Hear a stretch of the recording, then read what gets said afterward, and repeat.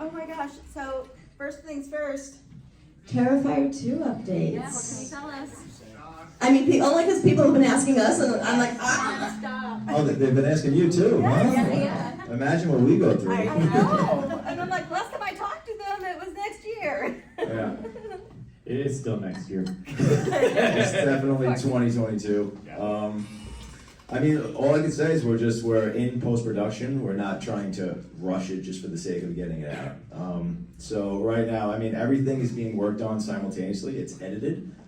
So the color correction, the score, the little visual effects, you know, it's a very heavy practical effects movie. Yeah. Of course. So it's beautiful. Yeah. So that's all being worked on, but it's edited, it's done, and then as soon as it's nice enough, we're going to start shopping it around to distributors. So as soon as possible, but definitely, I would say early 2022. Yeah. Knock on wood. Right.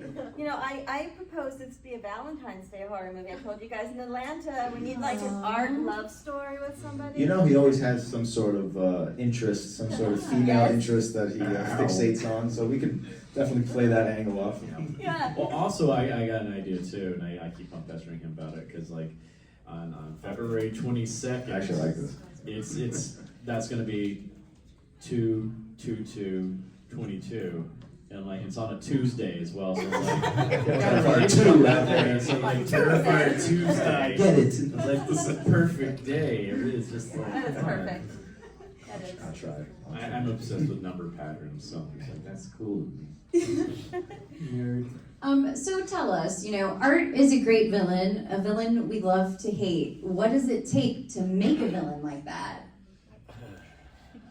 A rusty hacksaw, and again a nice sense of humor. I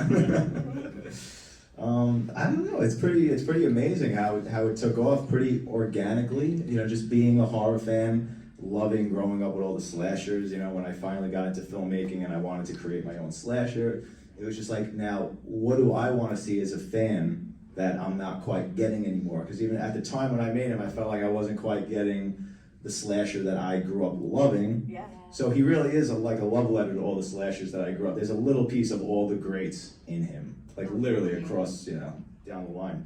So that's really, it's a testament to that, just being a fan, honestly. And, you know, he's really, you know, he has a pretty cool look. I think that goes a long way. And then you put this guy into the costume and then you get something special. So. Forget about it, yeah. Yeah? Forget about it. you know, I have to say that I work in a restaurant part-time, and my fellow server, Blair, I'm getting some feedback from you. She said, tell me a story about the first time she watched Terrifier. She's obsessed with it, loves it. And then she said to me, she goes, you know, I was just sleeping and it was on the TV, just lulling me to sleep. And then my roommates came in, what are you watching? And I said, of course. Or doesn't everybody go to sleep to Terrifier? I'm pretty sure she probably walked in during the hacksaw thing. Sure, that's how it Because that's how it goes. always goes. It's like when you're watching something you shouldn't be watching, that's when someone walks into the room. It never fails. It's like, I swear I'm watching Shakespeare and you come into the one scene where you're like, oh, I shouldn't be saying that. Like, never fails. So on our podcast, we ask each other when we're talking about a movie, what's your favorite kill? What's your favorite kill? Favorite kill in Terrifier? Yeah. Oh, it's the hacksaw scene for Oh, yeah. sure. I like the decapitation scene with the exterminator, because I think that's a really cool one. It's a really good decapitation scene too, and it's just like making him to a human Pez dispenser. It's just like that was a lot of fun to do. Plus, there's an inside joke with that as well, is because the actor that plays Mike Levy, his production team, Fuss and Lens Films, they were the guys that started the whole scary clown craze, basically, back in the day, before Wrinkles the Clown was doing this. He was the Staten Island clown that was going around Staten Island, New York, dressed up as a clown and just standing out in public and freaking people out. So it's just kind of like, yeah, I killed the Staten Island clown. We also loved, we just covered Terrifier on our show, and we really loved the Steve-O lantern. Yes. Which is, we want a Steve-O lantern. I wanted to ask you, we did this in Atlanta, can we demonstrate that hacksaw kill? I think we have to. Let's do it. Let's do it. Just don't fall off the stage. Well, Our stages are getting Like smaller this. and smaller. And just let me, you can just watch. I'm gonna supervise. She's gonna supervise. Yeah. So, yeah, let's do Yeah, David can be on the outside. And Oh, I'll just great. We'll do it sideways. Yeah, this is. Yes, you it's got good. enough space right there? Hopefully. So she's gonna supervise. All right, now we haven't rehearsed this, so it's been a while. Okay, ready? But we know how it goes. All right, ready? There we go. Do it to it, dude. Cover your eyes. Should have said that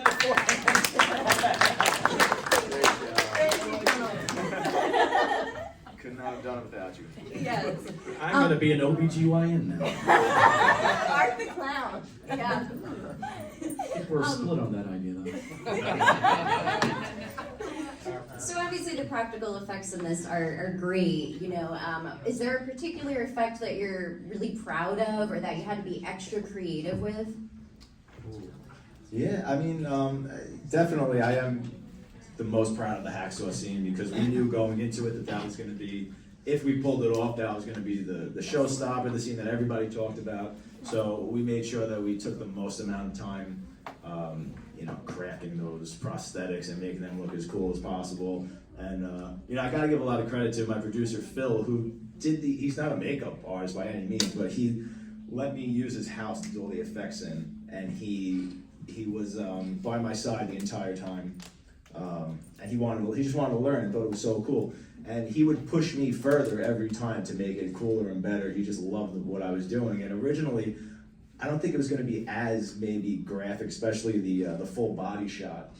I was like, you know, we could probably just get like a mannequin and I could take it apart and then make the limbs kind of move like more realistically. He's like, look, he's like, you do all this stuff, you're casting heads, this guy, that guy. He's like, cast the whole body, let's make this whole, you know, realistic, you know, gelatin body. And I'm like, yeah, you're right, let's just go all the way and do that. So we did that, and another testament to Catherine for literally letting us mold her entire body. That was a whole ordeal, that was insane. And then, you know, that scene just doesn't exist without her commitment and her, you know, dedication to that scene was so crucial. And everything you see is really happening to her. There's really no trickery. She's really hanging upside down by her ankles, and we're hurrying, rushing every take to get an effect because we have blood pumps going, and you don't know what's gonna happen. Someone's upside down for how long? How long could they stay? And then they start getting lightheaded, and she's getting, you know, it was intense, but we got through it. And we knew if we pulled it off, it was gonna be something special. So we just kept telling ourselves that, and it paid off. And she was really something special because every time I see that scene, I'm like, it not only is the effects good, but it's such a vulnerable position for someone to be in. Yeah. You know, that's a lot of trust. Very, very much. Very much. Yeah, I also like, it doesn't get talked about too much, but for me, I love the first gunshot to Jenna's head. Like if you play it in slow motion, it's pretty cool. Like the way I actually had her, normally the way you would make that is like I would get a mold of Jenna's head and I would just sculpt the fake forehead and do all this kind of stuff, like pretty, you know, way ahead of time, and then I would have this fake forehead to apply.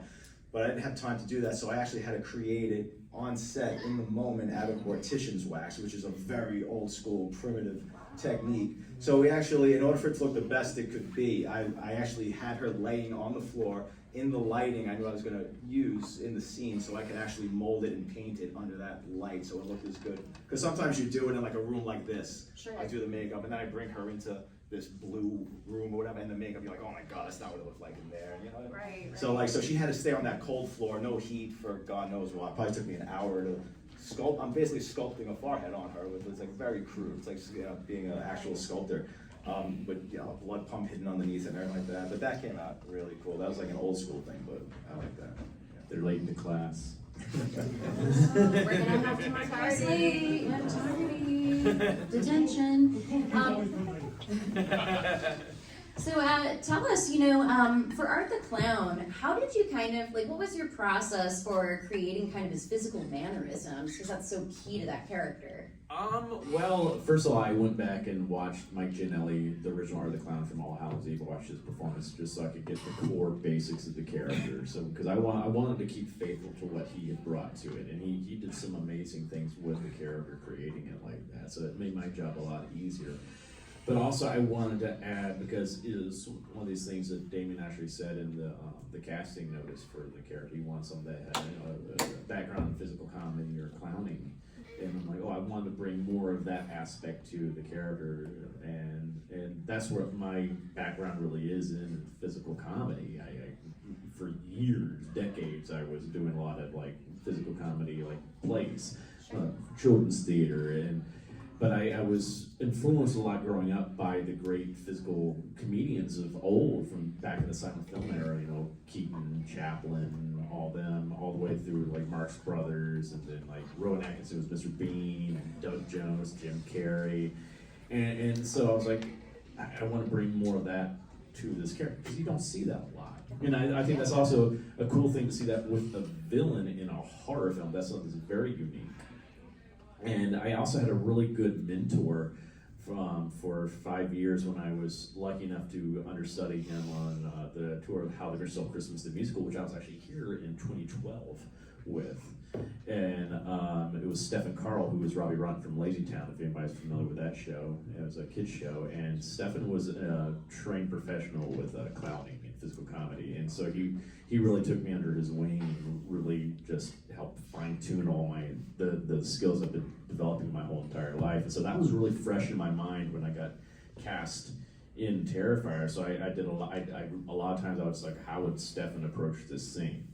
And I'm like, okay, now I know what I'm going to do here. So I would do a lot of that with the character. And of course, I took some things from the great villains of old, especially like Freddy Krueger was a huge influence, and the Joker was a big influence on me. But I tried to put little bits and pieces of every horror film, like you said earlier, like in art, and just kind of blended all that together, and that's what came out. Yeah. So, another topic we do on our show is we have an epic line segment. Now, Art doesn't talk, but everyone else does. And you wrote it, Damien. Do you guys have an epic line?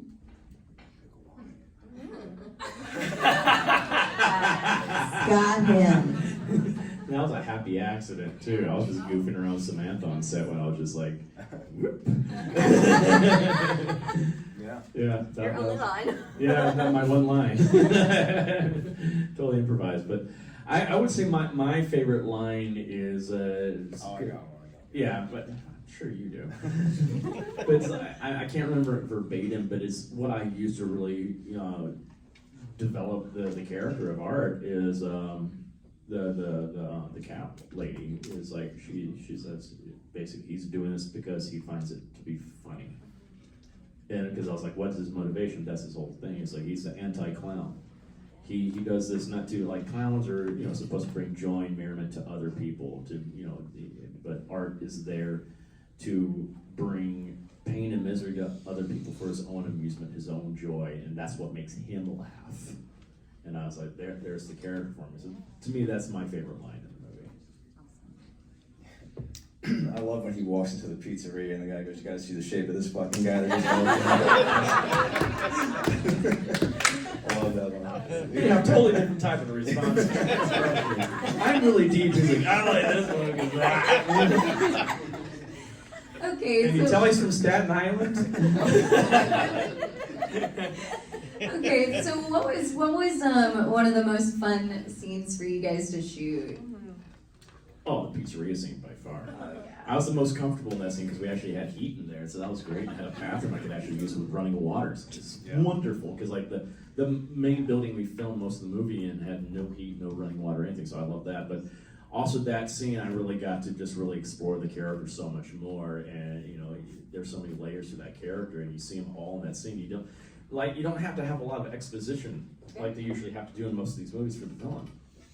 You do everything you really need to know about the character from that one scene. You see his creepiness, you see that little funny side of him, but you also see his just vicious, malicious side too later on. And it's like it's a great scene, and that's also a scene I got to play around a lot with too. And all the faces I was making, all that kind of stuff. I felt like I was able to bring my personality to the character a lot in that scene. That's what I really liked. That's one of my favorites. 100%. So, do we have any audience questions?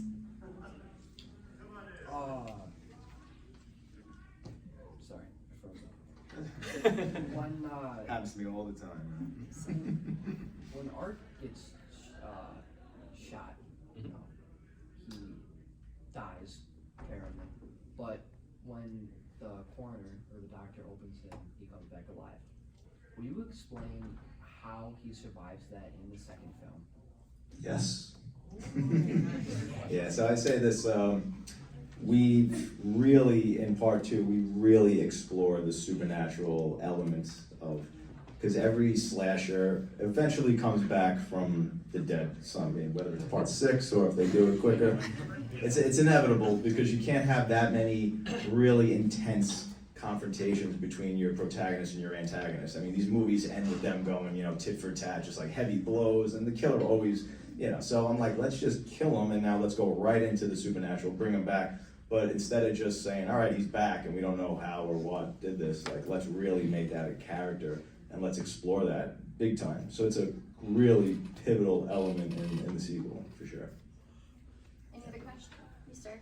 What was the inspiration for allowing Art the Clown to have a gun? Because most slashers or everything like that, they have their primary weapons. Freddy his glove, Michael Myers has, his knife, but he has a backup. To me, that's like a sign of like, hey, this is my safety net. Yeah. But I mean, I'd like to hear that. Yeah.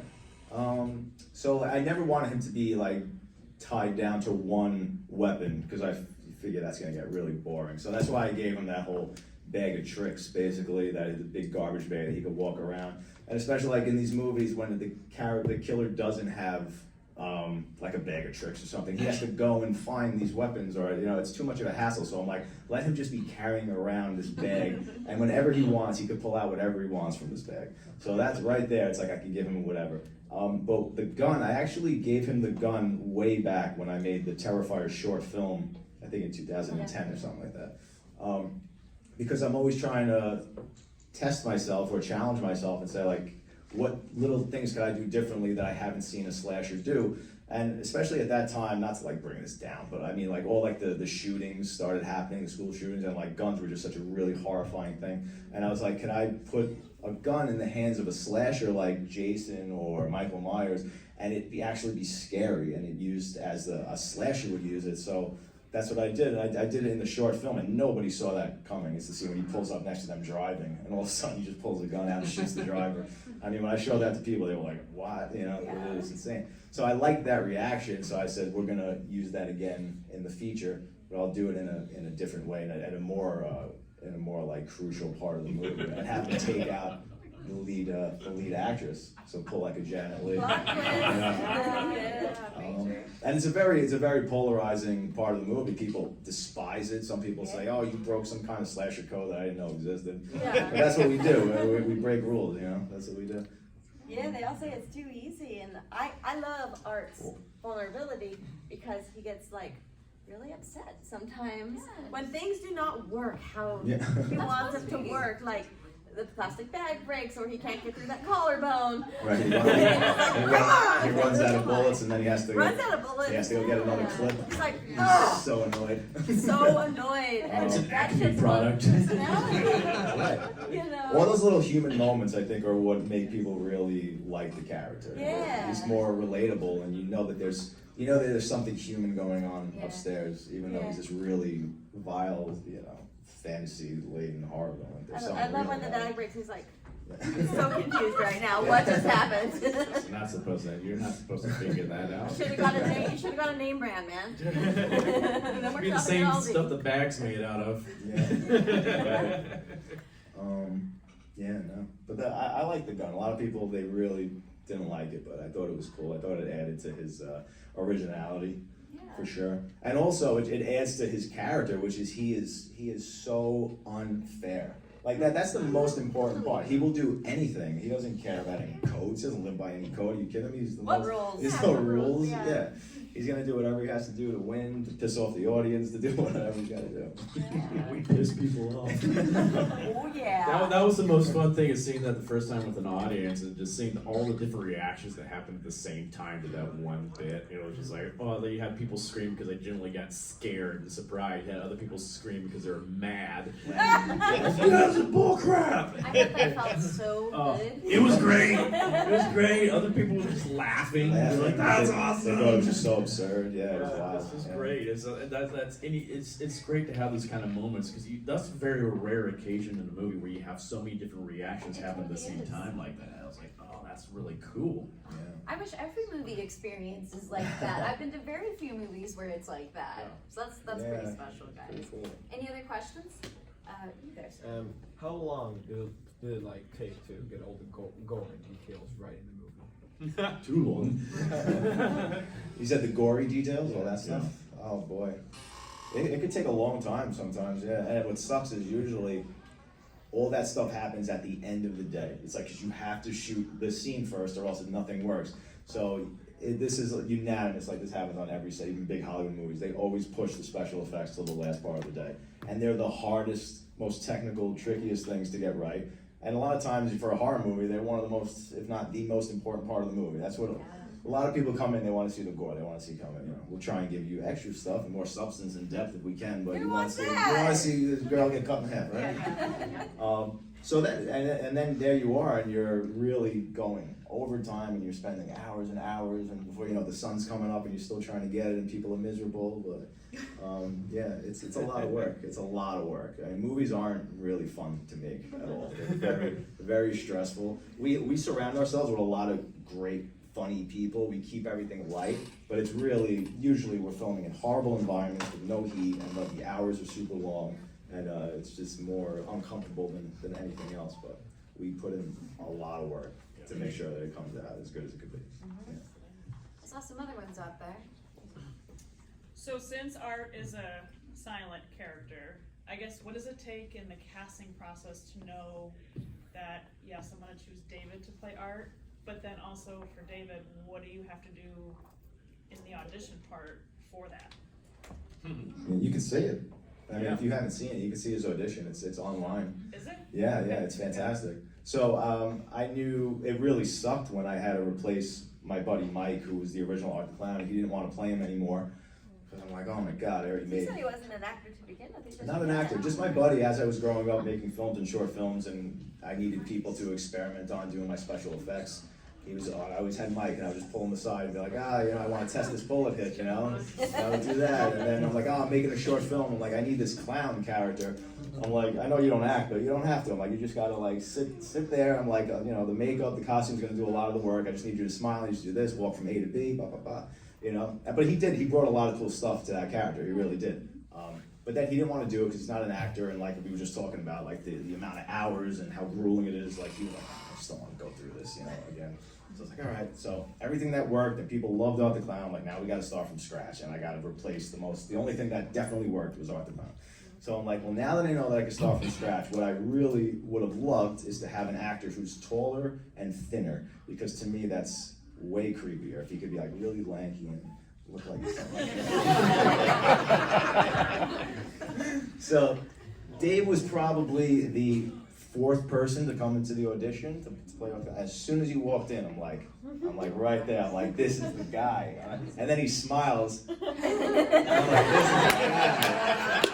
And I'm like, don't fuck this up. I'm like, And that's where I got scared, because I'm so used to getting scripts before an audition, and this was my first time doing a feature film audition. I've always just done stage work and everything like that. So it's like, oh God, I go in there and they don't have scripts, and I'm like, I never got a script. And they're like, well, you should have gotten a script.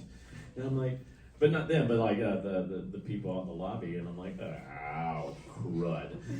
And they call me into the room, and they're like, I'm so sorry, I didn't get a script. And they're like, it was me and my producer Phil, just us. And and then I'm like, oh, you don't need one. I'm like, oh, yeah, he doesn't talk. I'm like, okay. So what do I do? They're like, yeah, just come up with a scene where you're very happy about decapitating somebody and go. I'm like, okay, and I went.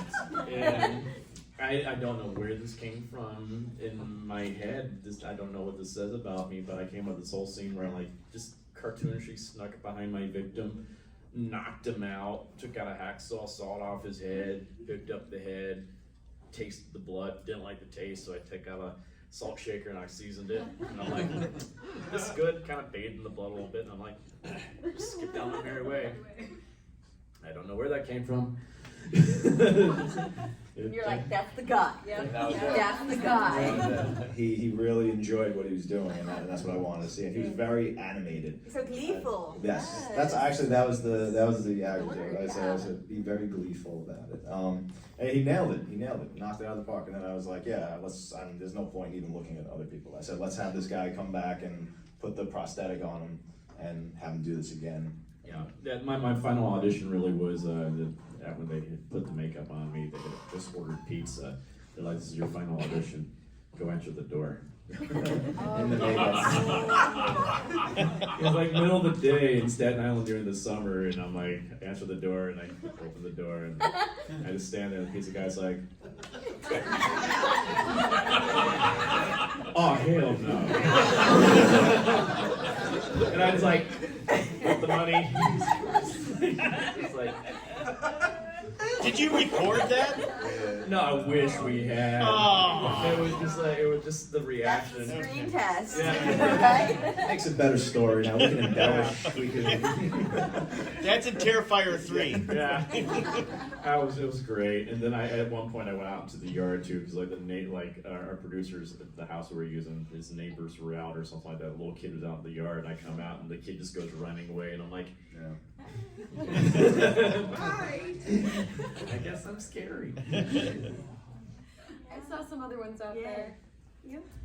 Okay, so art is very silent, obviously, but shows a crazy amount of emotions. Yes. There is sound effect when he shows a certain emotion. Who came up with that? Would that be the director or the sound effect? You guys? Wait, so what specific part? Like, well, multiple times he shows his emotion. He smiles and like. Oh, and I'll put like a zing or something like that Yeah. to accentuate like what he's. Yes. Oh yeah. Yeah, I is try and that do all that. you? Yeah. Nice. My favorite one's when I do the little shh thing and you hear the sting. You Yes. hear, Steam. yes, Yeah. it's not exactly a shh, but Right, it's right. Yeah. a sound effect that Mhm. should That correlate was- a shush. That's Those were amazing, and I love you. oh, thank you. Amazing.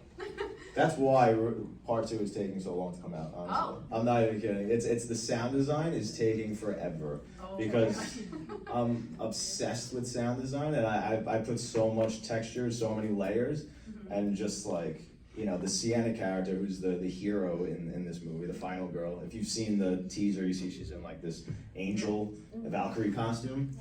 So it's like this leather costume, and she's wearing high heels, and she's got all this jewelry in her hair, and she's got chainmail on the sides. So literally, she's in that costume for the last probably 40 minutes of the movie. So every time she takes a footstep or turns, like the microphone does not pick any of that up. So I have to go in, and if she turns her head, I have to add a piece of jewelry. I have to add leather. I have to add her high heel. I have to put echoes on it. I have to do like all that. And I mean, you're talking thousands upon thousands. That's just footsteps for one character. Footsteps and head turns. You know what I mean? So like people don't, not that you guys don't realize, but like even like my crew members are like, come on, let's go. Where is it? I'm like, you guys have no idea like what I'm doing. I have footsteps to put in. And then you show them the scene, and they're like, they don't even realize it's there. You would know if it's not there. You would know something sounds very cheap and hollow. But like those are, when you see a movie, you have no idea how many layers of things are going on. Foley artists are amazing to Yeah. be honest. I've always thought Foley work was just one of the coolest things to watch. I love watching them do it. Oh, it's amazing. So Yeah. cool. Oh yeah. It makes me just want to like gather up a bunch of things and start like snapping them Yeah, it's and banging wild. them together and seeing what it sounds They like. get really creative with things. Yeah, they It's like, do. It's like just a snap of a bone or something like that. It's like celery or Yeah. something like that. It's like wow, you just how they come up with those ideas. Like this is what this should sound like, but they're not using what that actually makes that sound. And it's just like that's No, so it's gotta be larger creative. than life. It's fascinating, yeah. I think I saw another one out there. Maybe not? No? Okay, well, that's okay. So, you guys talked about like, having fun on set and everything. Was there a particularly like funny moment that, sticks with you guys? Just like something really funny on set. My favorite, you said the pizzeria was your favorite scene. That was probably the most comfortable we were. But the funniest thing was when he was riding that little bicycle. That was the last night we were in that location. It was like 4 o'clock in the morning. There was all kinds of crazy drama going on behind the scenes. Like we had to get out of there immediately. And he was just doing that scene, and I was like crying. Like I was like, it was like hysteria, just like said it. And every time he was trying to ride that, they had so much footage of him falling off the bike. Like when he crashes and falls, like that was real. I didn't tell him to do that. I just put it in the movie because I was killing me. So like, yeah. And I was just letting the camera roll, and I'm just watching him and just hysterical laughing. I mean, we had it like 20 minutes ago, and I'm just watching him just ride the bike. Go again, Dave. Okay. Yes. Well, I mean, I used to be involved in a lot of vaudeville theater, you know? And there was a show that I wasn't in, but I saw it happen. Dude was riding his tricycle around the show, the stage, singing, as you do in vaudeville, and took a tumble down the stairs, like 5 stairs. And so, yes. Oh, I've had that happen to me several times. Stuff that happens like that on stage. That's what I love about live theaters, when stuff like that goes wrong. I remember like back when I was in college, I did this play called The Haunted Theater.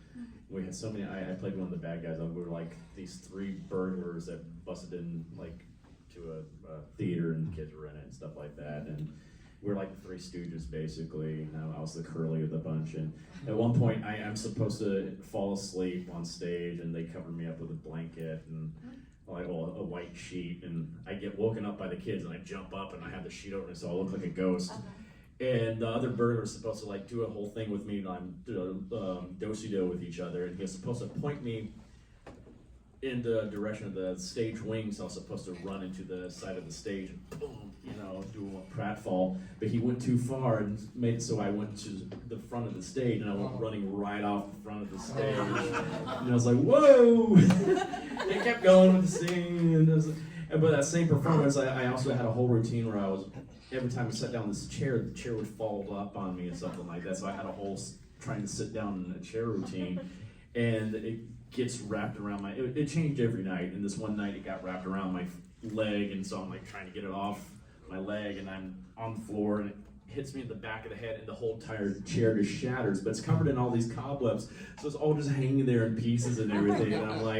And I'm like, oh, I got a mobile. And I'm like, it was just weird stuff. That's why I love those little happy accidents. So it was like with the whole crash, when I saw that on screen, I was dying. I'm like, oh my God, you kept that in. That's wonderful. Yes. Yeah. Yes. I'm clumsy myself, so I can relate. I topple over all the time. It's true. Me too. Yeah. Okay, so there are horror video games. If Art was ever offered to be a killer in said video game, would you allow that? Oh, in a heartbeat, Oh, yeah. yes. I wish we could get him in, was it Dead by Daylight? Dead by Daylight, Yeah, thank yeah. you. Yeah. So I want that, and I want to be a DLC character for Mortal Kombat one day. I'm just like, oh my Somebody God. go fight it. Yeah, in a heartbeat. Ed Boon, come on, man. So what does it take to impress you guys in a horror movie? Like what would it take in a horror movie that you would really say like, okay, yeah, that's legit? I'm trying to think of like a new movie. Yeah. Something, I don't know. I would think of some kind of clever twist or something like that they have in there or something, because I'm the type of person, I always figure out who the killer is and all that. I'm always calling it just for the get-go. So if someone can surprise me like that, or they do something that I've never seen before, like a really creative kill or something like that, or just, you know, I love to see something new and fresh. Like when I saw the movie The Final Girls, I was like, this is a really cool, fresh take on slasher movies. So I was like, that was a really creative movie. I love that. I loved like Happy Death Day when that came out. Cause like, this is really creative and fun. I'm like, because I think a lot of times now, a lot of people forgot how to have fun with these things. Yes. And it's like, I like to see a little bit of comedy, even because it's like, I think comedy and horror work so well together, because it takes the audience on a better ride. Because if it's just constant, just downer, death, you kind of get desensitized after a while. When you have those little, It's depressing. Yeah. Like, and also when something is so intense. If Terrifier didn't have comedy in it, oh God, you'd go insane by the end, Yeah, right? Yeah. Without that release of laughter. it's true. It depends what kind of movie it is, though, because that like a movie like The Exorcist, has You couldn't have comedy. no comedy. And it's absolutely A line or two, Yeah. or you go, ha, yeah. it still even has that. But it's just, I mean, a movie like that's just perfection. So I definitely don't look for comedy in my horror movies. I actually don't like horror movies that have a lot of comedy in them. There's a few that I absolutely love, like Return of the Living Dead is one of my favorite movies of all time. Yeah. Like that's just a perfect example of comedy and horror. You have to learn to do it right. Yeah. It's like, I think like the Scream movie, like they did it really well. Oh man, that was great. Yeah, like the comedy in Terrifier works organically because it's built into like Art's DNA. It's actually really easy for me to write. A lot of that stuff comes very natural, like when I write the script, a lot of the jokes and stuff like that. And then when we get together, we just turn it into something else. But but it's not my style to go for laughs, and I don't have characters that are constantly making jokes or anything like that. But I think like what would shock me or I'd love to see moving forward is like I think movies now rely way too much on nostalgia and just like trying to recapture things that we all grew up loving, and to me it never works. It always falls flat, and nothing feels unique anymore. Everything feels like it's losing its soul. So. Well, everything feels like a remake of a remake Of of a a remake, remake exactly, nowadays. exactly. Yeah. So. Yeah. Do we have any more audience questions? Yes. You may have already answered this, and I just may have never heard it. Are All Hallows Eve and Terrifier connected? They are not connected, no. So, because All Hallows Eve, I never wanted to make that movie. It was just, I made the short film Terrifier. After I made the short film The Ninth Circle, I kept using Art the Clown. And then the producer of All Hallows Eve, he had that project in mind, and he was already looking for Halloween-based short films on YouTube that were already made that he could just, put into this movie. I talked him into letting me be the only filmmaker and it'd be my shorts because he wanted to have different filmmakers. So that was the opportunity presented to me at the time. It was cool. It was going to be my first opportunity to have a movie put on DVD and released in stores and things like that. So like, we'll do that, but it was never the direction I intended for the character to go in. So it has no connection to Terrifier.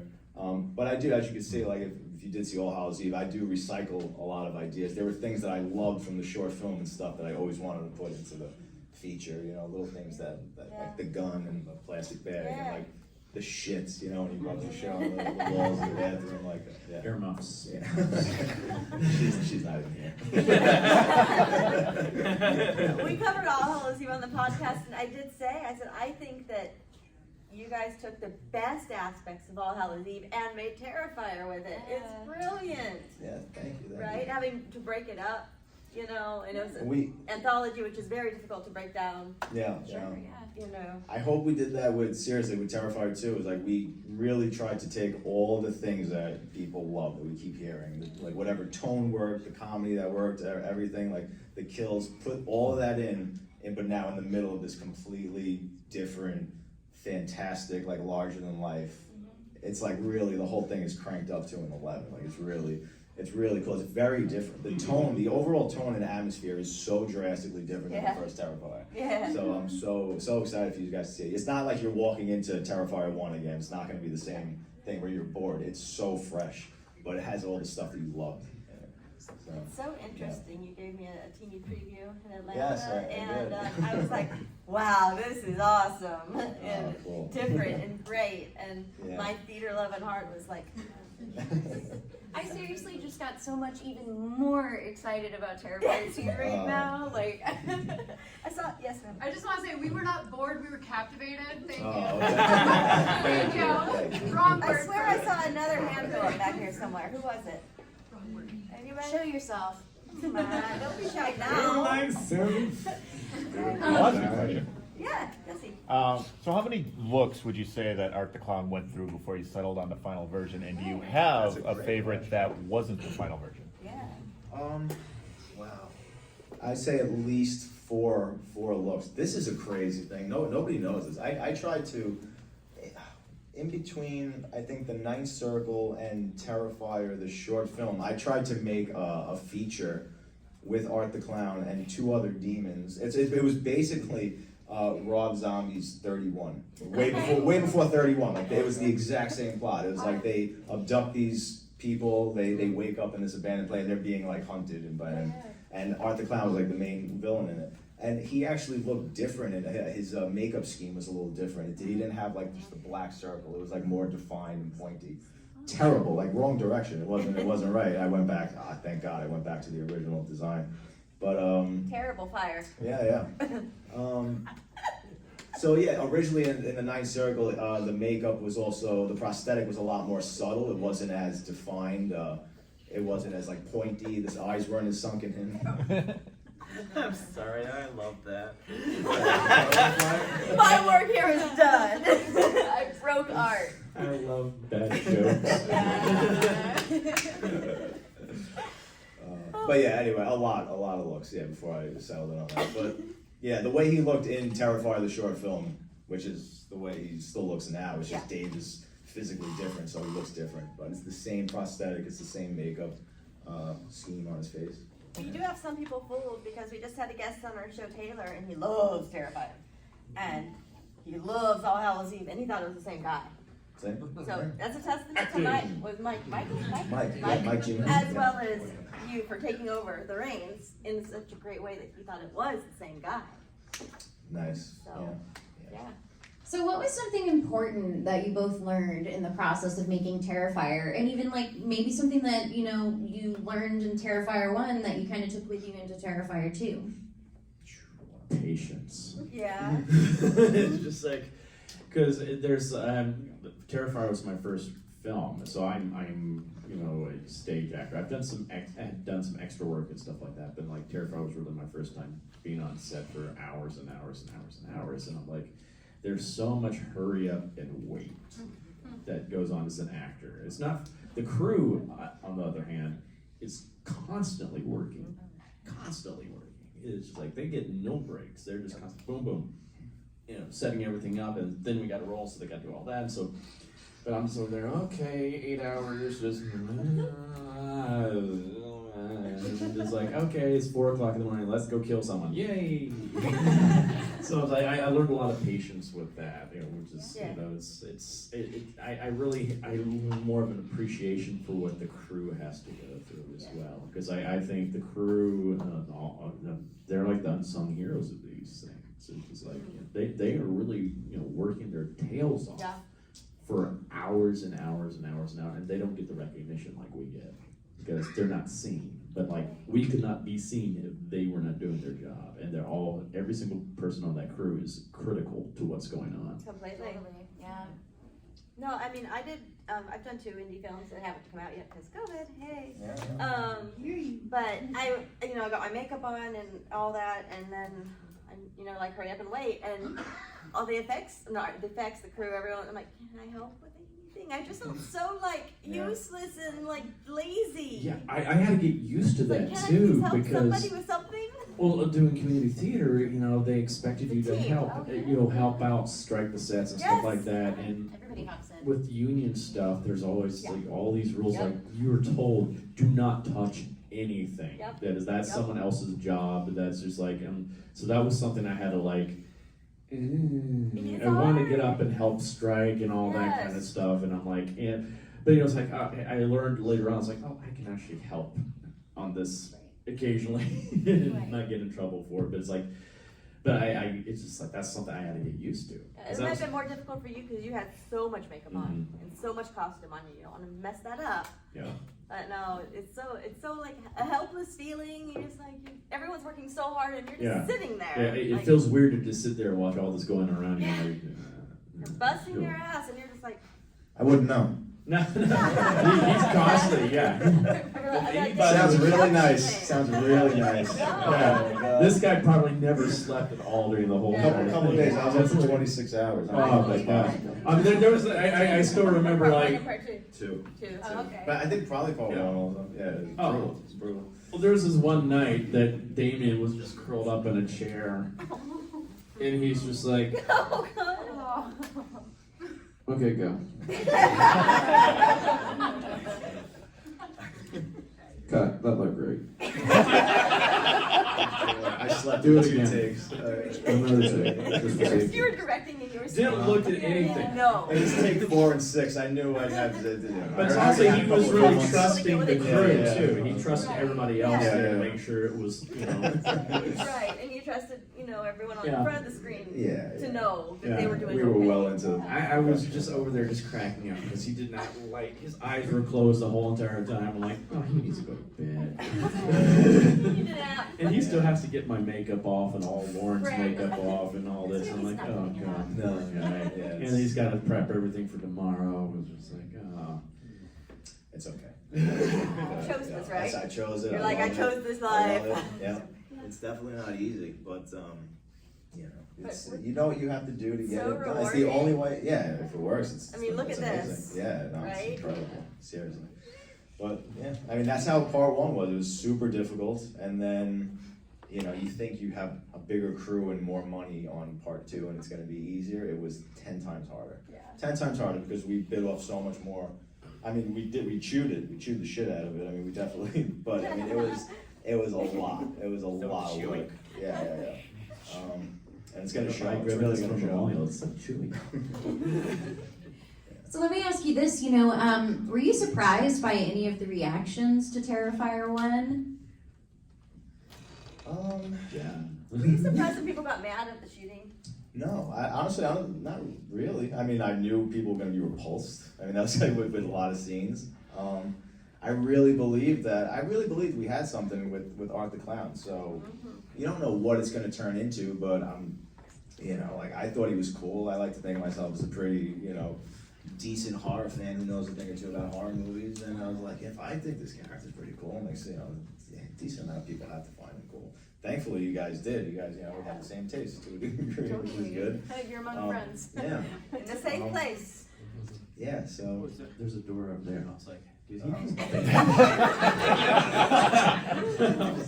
I just saw, but he's a ghost. Sorry. He just came in for the panel. Yeah. I'm sorry. I don't know. Yeah. Surprised about anything? Surprised. The guy in the van. It's like, whoa. Well, the tattoos that started showing up on people's bodies Just the most amazing. was, I was like, Yeah, holy like that, cow. exactly. Like to the degree of the following is just amazing. You can't expect that to happen. Well, what I've loved is you've made me think of this is how many little girls are huge Art the Clown fans. It's a fun He's thing, a like, very handsome man. That's true. but little girls love him. Little boys are terrified of him. He's a very handsome man. Well, It Baby is so top hat, all funny. It about is just so funny how I have like little kids, like little boys, like they see me and they like go hide behind their parents. Little girls like, hi Art, I love you. I'm like, yes. Fangirling out. It's so funny. It's like, yeah, these little boys are little chickens. I love it though. It's like it's so cool. It's just like I love seeing how it's like I've seen it like from like 3-year-olds to when we're in Texas. There was an older couple that came down. They're probably in their like late 70s, early 80s, and I figured they were just getting autographs for their grandchildren. They were like, no, we're the fans. I was like, what? I was like, this is amazing. That's I want to hug you too. Well, you got them going. I just love that. I swear to God. I was like, this is incredible. And I was like, this is awesome. I love this. It's so cool seeing this across the generations. This is wonderful. I mean, there's also so much Art the Clown merch out there between the masks and, I mean, that's all unofficial, I'm sure. I wish that we had more But official. at the same time, still so honored and Yes. grateful that people are even willing to do it. Every time I see this stuff, they bring it to the table or artwork. It's just like mind blowing. Jamie and I, and we have a proposition for anyone that can do it for us. Who knows about girls? You'll know about this. The little BFF heart necklaces that you split apart. And we want Tara. We want one. Oh, you mean Dawn? Yes, queen. Or earrings, one half on one half. That's great. But we want a BFF split girl Terrifier necklace. Can somebody please make this happen and make our dreams come true? That is awesome. This is a plea. Anyone who makes jewelry, can we do this? There's at least one person in the expo that does jewelry I saw today. Full handmade. We're gonna have to visit. Yes, I'm gonna talk to you later. Let's go for it. What about one side of Dawn and the other side of Dawn? That's it. Yes, I need myself. Yeah. Yes. So I know a lot of people in this room are really inspired by you guys. You know, do you have any tips, good tips for somebody who's interested in delving into film themselves, whether it's practical effects, acting, or writing? What kind of tips do you have for folks? Yes, always just, you have to just go and do it, eat, breathe, sleep. If that's your passion, you have to absolutely do that. Nothing else. You should be thinking about that. It's the ghost, he's back. Here. You missed it. He didn't know there was a door there. How did you do that? And all of a sudden, like, where'd he go? He just totally disappeared. I didn't see him go out that way. I'm like, how did he do this? He's so bad. You feel better? You're like a cat. At least he didn't do like the Steve Martin, Dirty Rotten Scoundrels thing, just like, Yes. thank you. Okay, my turn. I look both ways before crossing the street. No, I'm kidding. I would say persistence is key. Gosh, that's like, if this is something you really love to do, just keep at it. It's just like, I was waiting tables for 13 years in New York City, just pounding the pavement, going to auditions. Every random audition I could go to, I was going to. I would take extra classes, just because a lot of the classes I took, they had casting directors and stuff like that, so I tried to go, and that way I could be seen by casting directors, so, they knew who I was, and so sometimes they would call me in for things, but it's persistence is key. And you can't take things personally. It's just that you face so much rejection, and I think that's something is you need to learn how to do is to, take criticism, learn how to take that, and learn how to take, rejection that way, and you have to learn how to just let it go. Just like, okay, on to the next audition. I've gotten like that now where, especially with voiceover work, I just record stuff, send it away, and I'm like, okay, well, who knows? And it might be months later, and they're like, oh, you got cast. I'm like, oh, cool, okay, I totally forgot about that one, but yay. But you never know. It's just, you got to keep on going. I'm like, I like to say is like with this, I had just gotten back from my tour for Grinch, and I took a few months off just to focus on auditioning, because it's easy to lose focus too when you also have a survival job, because you're just like, I gotta pay rent and everything like that. So, And it's exhausting. yeah, it really is, and so you have to keep focused on that. And so I was like, I'm gonna just take 4 months off, live off the unemployment from my tour, and just focus on auditioning. And I was up for like 4 or 5 different Broadway tours that all fell through for one reason or another. And I was getting so discouraged. I'm like, I am so close to something. I'm just no. And then this audition came up for Terrifier, and I'm like, this is perfect. I've always wanted to do some film work and get my foot in the door here. So, and it's like all it is, and you just never know, that you might not get cast in something there's a reason maybe you didn't get cast in it, and it might lead to something else. Like if I had gotten any of those tours, I wouldn't have been able to audition for Terrifier, or I wouldn't have been able to film it. So it worked out the right way, so you just don't know. So you just gotta keep on, and keep learning. That's another thing that's very important. There's always something more to learn. Find people, if you're not going to classes, just find other actors that are like your type. That's another thing that I always say, know your type. I am not the romantic male, Ryan Reynolds type of lead or anything like that. I don't want to be that way. Send you my next script. But it's just like, know your type and find those actors. Like for me, I always would follow like Doug Jones or someone like that. And I was like, so I would always watch his work and just learn from him and adapt and try to make things he would do and other actors that were similar, they would do it and try to make that my own. So it's just always something more to learn. So keep learning and keep persisting. Absolutely. I mean, you guys are living the dream, especially, you for the acting and keep on keeping on, but you had a dream and you did it, and more than once. Yeah. You just kept growing at it instead of getting your safe job, like some people Yeah. over here, you know? No, it's true. Yeah, you got to deal with a lot of, Yeah. you know, my whole. And it's scary, and anyone that just goes People for it, start- like you said, it's so brave. It is. You do have to be brave, but you have to know inside. Like me, I knew that this was the only thing that was going to make me happy in my life. Like, and you have to listen. I mean, this didn't happen. This didn't take off until like 2018 or whatever. So like he said, he was waiting tables. I was delivering flowers my entire life. I was still working, and everybody in my life they start looking at you differently. Like, you're still making movies. You're still doing this. Like, what are you gonna, doing anything real? like, you can't listen to those people. You have to have, if that's your vision, you have to put everything into that. I always say you have to be willing to end up starving on the street if that's what it takes, because you will listen. Money's not going to bring you happiness or anything like that. If you could be secure, you could have this and that. When you're on your deathbed, you're going to be like, fuck, this is going to end. Here we go, it's over. And I never took that shot. Why didn't I make Terrifier? Yeah, it's true. Yeah, that was one of the weirdest things too, is like right when Terrifier came out, I was still waiting tables. Yeah.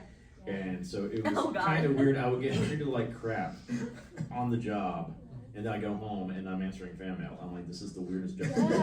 And I had this one night at this table, they were treating me horribly. Just like berating me over this, like, I didn't get enough ranch on the side of my tire. I'm working at a pizzeria right now, guys.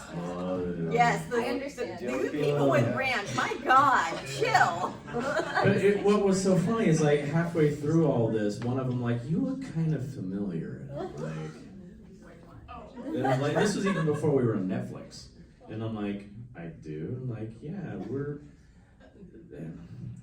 It sounds weird, but I think I've seen you online on something. They're like, were you in this movie called Terrifier? And I'm like, yeah. Like, were you the cop? Yes. Why the heck are you waiting tables? I'm like, gotta pay the bills. But it was so funny. It's like after that they were like, oh my God, you're awesome. Now you're a movie star. Yeah, and they're like, can I have your autograph? You only better tip me.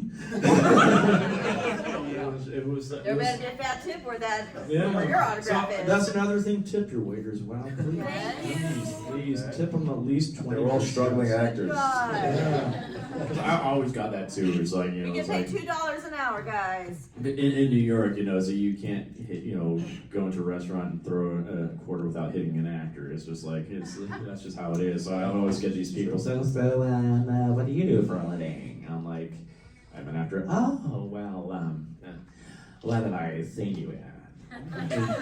I always love that. So condescending. It's like, oh, I'm an actor. Well, I've seen you. And I was like, lift off my resume. They're like, oh. I'm like, yeah. Yeah, it's like, yeah, we're people too. It's like we're just doing this because we're, It's a job. It's a job, and it's like, especially waiting tables. That's one of those few jobs where it's actually flexible enough for you to actually be able to go on audition during the day. For sure. Because I would work at night waiting tables, so I had my days free to go audition and everything like that. And you have to find that balance there. I was able to do that for a good while, and now I don't have to worry about it anymore. But it's like it took years and years of persistence and just pure dumb luck. Yeah. I got one wrap-up question. Is there something in the industry that you haven't done yet that you want to? Like, you've done everything, wrote, direct, effects. Oh, like one of those things? Or anything. Do you want to act Or one even day, outside of the or not even Absolutely a little bit. not. Do you want to do effects? Like, yeah. Oh God, no, I can't stand directing or any of that kind of stuff. I did that one time in high school, and I was like, this is too stressful for me. I can't do this segment. Because it was a lot of slapstick comedy, and I was just trying to direct people how to do slapstick, and they just couldn't do it. And I was like, I would show them how to do it. I'm like, how can't you do this? It's so simple. Just fall down. Just fall. And I was like, I can't do this. It's too stressful. I'm like, I think that's when I started going gray. But I guess, like, for me, I mean, like, God, I mean, there's so much more I want. Of course, like, Joker is the ultimate role that I want to play one day. I'm like, I just love him so much. I'm always learning new Joker monologues and stuff like that, too. So, it's like, it's just such a fun character. So I love that. I would love to go back into comedy somehow and do some more slapstick and all that. I recently started watching the first 2 seasons of The Goes Wrong show. Is from the UK. It's based on the play. I saw the Goes play Wrong. when I was in London a couple It's years ago. wonderful. Some of the best physical comedy you will see right now. The And it just- mechanics of those sets, let's just talk about that. It's like, what? If you It's guys haven't seen the amazing. play that goes wrong, if you ever have the opportunity to go to this play, Mhm. you're gonna have a great time. Even I if you don't like guarantee it's theater. probably come to Chicago at some point. It's I come don't here remember. before. Yeah, it's- Or the show that goes wrong. I think Yeah. they've had both ones come Mhm. here. But you can find it online too. It's wonderful. So I was like, I would love to do something like that because I kind of do miss being on stage. I miss doing musical theater, and that's another thing I would love to do. And I don't understand why they have not done this yet. And it just lends itself to a Broadway musical so easily. And they've done other movies based on his work. I'm not in movies, but musicals like Beetlejuice. And I'm like, why have they not Evil made? Dead was a musical? Yeah, but why have they not made Nightmare Before Christmas into a stage musical? And I'm like, I'm dying to play Jack Skellington. And I'm like, we're dying to see that too. I'm like, I guess that's what you could do something so much cool stuff. Like you get someone like Julie Taymor behind it or something like that that do a lot of good puppetry and all that. Just there's so much creative things you could do with that. But I digress. Maybe you need to be the one that does it. I'm not directing it though. No. I would say let's start a petition so I could direct the reboot of Friday the 13th eventually. That's what I would like to I will sign that. do. I will not do I can't do the effects. I just want to direct it, but give me a fantastic makeup crew and we'll deliver the goods. Just let me cameo as like the old guy going, no, go down there, there's a camp. You wouldn't be able to break the habit. You're like, no, stop. That's not how you do that. So the mom would be the killer, and then Art comes out of the water at the end. I like that. Damn it. Like doing a little flipper thing. Oh my God. Gentlemen, thank you so much for coming out and playing with us again. Thank you so much. Thank you guys.